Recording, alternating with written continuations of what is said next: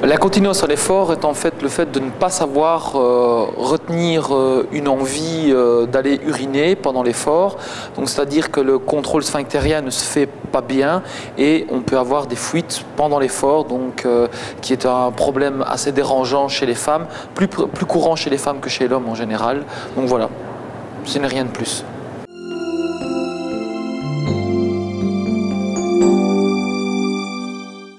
En fait, on pourrait dire que toute la vie est une période à risque si la personne ne prend pas attention à la manière dont elle se tient au quotidien. Donc la posture a une grande importance là-dedans. Mais si en plus, durant les périodes telles que la ménopause ou les périodes de grossesse, la posture est mauvaise, c'est encore pire. Donc il y a des périodes qui sont encore plus délicates. Pour moi, la ménopause et la période de grossesse, où là, on doit vraiment faire attention à la posture encore plus que dans la vie quotidienne. Mais je pense que toute la vie, il faut gérer cette posture.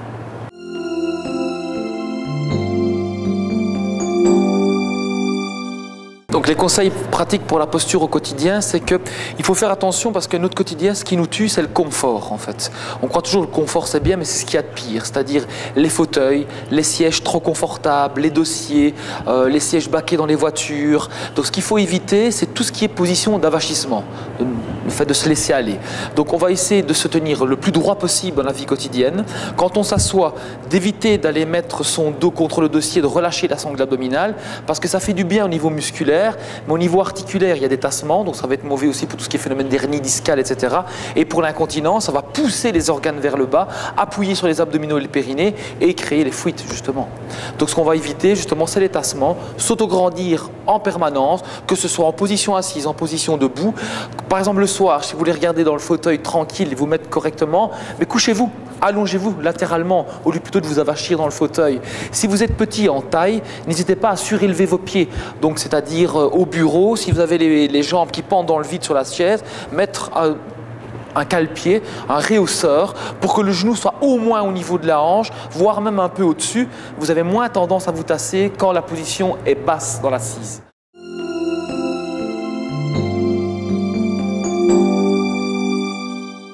Prévenir l'incontinence à l'effort, oui, on peut la prévenir parce que les personnes, quand elles commencent à connaître leur corps, admettons, elles vont soulever une charge.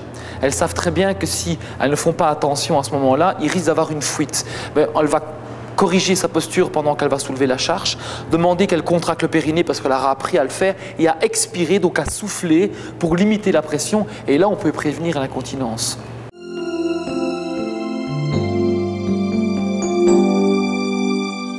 Le premier rôle, ce serait d'abord qu'ils prennent conscience des dégâts qu'un prof peut faire avec l'exercice traditionnel.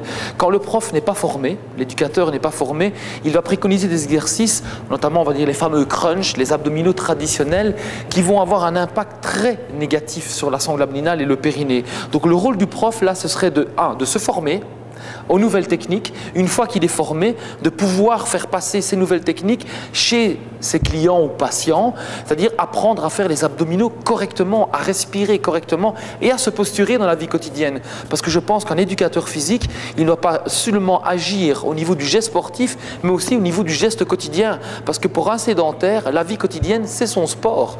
Si vous faites un métier manuel, il faut apprendre à soulever les charges correctement. Si vous montez les escaliers, vous courez, vous travaillez en mouvement, il faut apprendre à le faire correctement.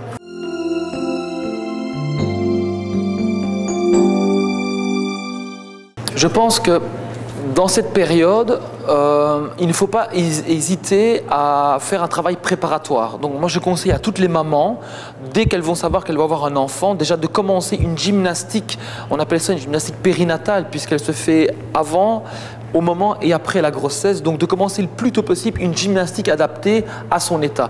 Une femme enceinte n'est pas une femme malade, hein, ce n'est pas une maladie, souvent on a cru que c'était une maladie, mais elles sont plus fragiles pendant cette période-là. Et justement, elles doivent être vraiment prises en considération et on doit les coucouner, les chouchouter. Et donc il y a des éducateurs sportifs maintenant qui sont formés pour ça ou des kinés qui font du périnata. Donc le plus grand conseil, c'est de commencer le plus vite possible une gymnastique adaptée.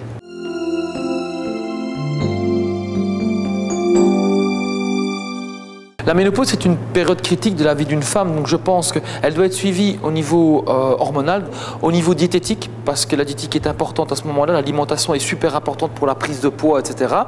Et une gymnastique adaptée. Donc ça revient au même encore, c'est toujours cette même gymnastique hypopressive, donc une gymnastique qui ne va pas subir de pression sur les organes profonds.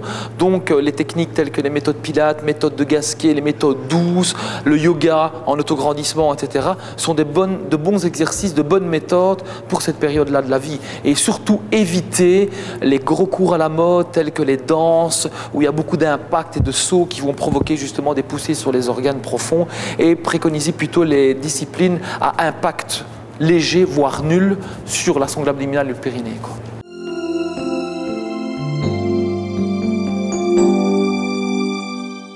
Donc le message important à retenir par le grand public, c'est cette tourne. D'abord que dans la vie quotidienne, ce qui compte le plus, c'est la posture. C'est la manière de se tenir. Donc voilà, s'ils peuvent corriger leur posture au quotidien, la posture amènera automatiquement une bonne respiration de l'énergie, aussi une meilleure santé et un meilleur impact sur la sangle abdominale. Parce que quelqu'un qui respire correctement pendant la journée amène un tonus au niveau de sa sangle abdominale. Tandis que quelqu'un qui se tient mal va avoir ce qu'on appelle un hypotonus, et au fil du temps, ça va se relâcher de plus en plus et il sera de moins en moins protégé. Et aussi que dans notre société, l'apparence est importante aussi, et avoir un petit bidou, c'est toujours moins bien que d'avoir un ventre bien plat et tonique. Okay, donc il y a l'aspect, je vais dire, d'apparence, mais aussi l'aspect fonctionnel de la vie quotidienne. L'incontinence nous handicape. Donc pour éviter ce problème-là, renforcez votre sangle abdominale, tenez-vous bien, respirez bien et vous irez mieux dans votre vie.